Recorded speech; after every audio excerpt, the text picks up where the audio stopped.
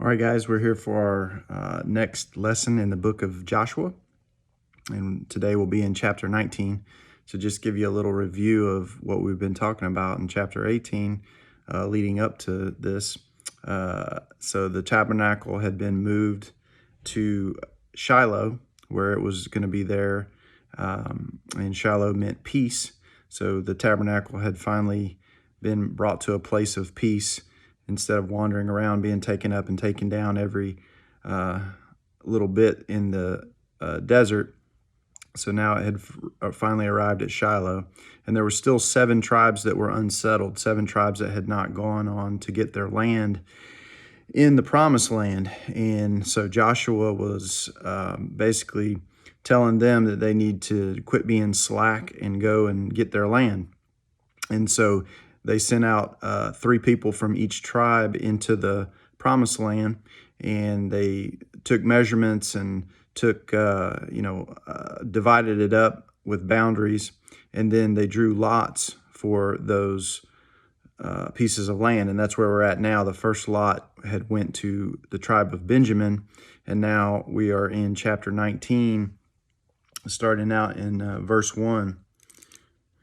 And in verse 1 it says, "And the second lot came forth to Simeon, even for the tribe of the children of Simeon according to their families, and their inheritance was within the inheritance of the children of Judah."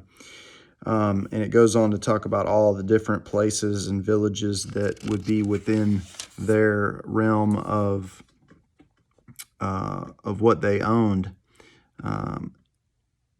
And then in verse 9 it says, "Out of the portion of the children of Judah was the inheritance of the children of Simeon, for the part of the children of Judah was too much for them.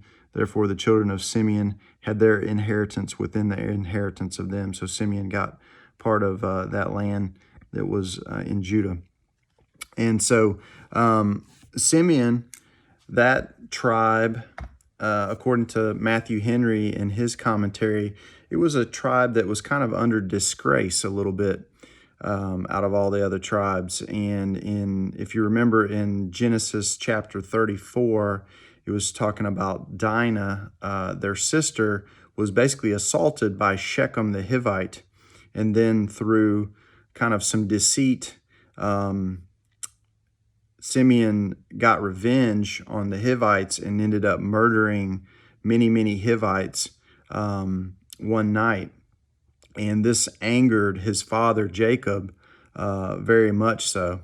And from that point on, he kind of had a bad name, so to speak. And interestingly enough, Matthew Henry in his commentary says not one judge or prophet ever came out of this tribe. And so as I was reading that, I was thinking the life lesson on that to me is that we have to protect our reputations. Like once something happens, if we have a good name, we can ruin it very easily, very quickly. So we really have to protect our name, our family name. And the thing about it too was Simeon's long gone at this point. He's been dead for years, but his family still kind of has a tarnished name. So we got to be real careful about maintaining our good reputations and testimonies. So moving on, we'll go on to verses 10. So in verse 10,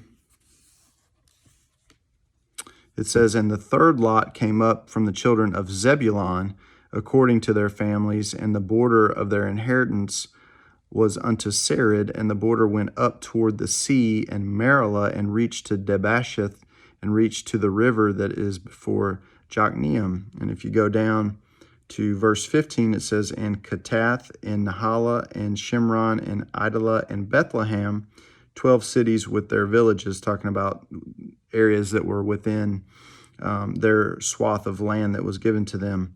"This is the inheritance of the children of Zebulun according to their families, these cities with their villages."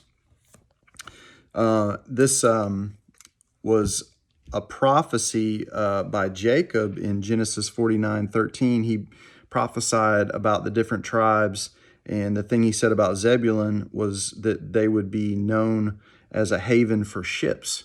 And it turns out that their land was right along the seacoast, and they would be known as people that were sailors and fishermen and things like that.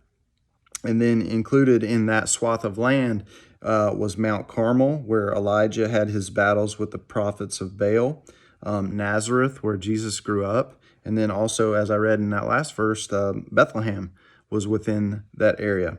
So it's interesting to see everything that kind of happened in the swath of land that was given to each of the tribes. So we'll move on to verses 17. So in verse 17 it says, "And the fourth lot came out to Issachar, for the children of Issachar according to their families, and their border was towards Jezreel and Chosoloth and Shunem." And it continues with all these different towns and borders. And in verse 23, it says, "This is the inheritance of the tribe of the children of Issachar, according to their families, the cities and their villages." So we see in that area of land that was given to Issachar, in Henry's commentary, he mentions Jezreel, which was where Ahab had his palace, and Naboth's vineyard was right there. And Shunem, where the Shunammite helped Elisha, and Mount Gilboa, where Saul and Jonathan were killed, and the Valley of Megiddo, which is Armageddon. All those different things were within this area. As I thought about that, those things that were Matthew Henry was saying in his commentaries, the different things that happened, it reminded me of going to Israel. And I was just going to kind of give a little plug for that. If you've never been to Israel with Pastor Will, you should go on the trip, because it was amazing, like all the different things that would happen in one little geographical area. I remember being on Mount Carmel, and Will was teaching and saying, this is where Elijah ran through the valley, and over here is where Mary Magdalene was born, and just all these different Bible stories. And you're just like looking around, and there's like 10 different Bible stories that you can see that happened within eyesight there. So I think going to Israel really helped put into perspective different Bible stories. You could get the lay of the land, and it really helped, because now as people teach or they preach, and they mention a story that I saw where it was actually done at, that picture comes to my mind, and it's been very beneficial to me, and I'm really glad that I went. So I would encourage you to go to Israel as well, to get some of that history and that geographical knowledge of just being there in Israel. So that's where I'm going to stop today, and we will go on for tomorrow for the last lesson. And I hope you got a little bit out of it, and God bless you.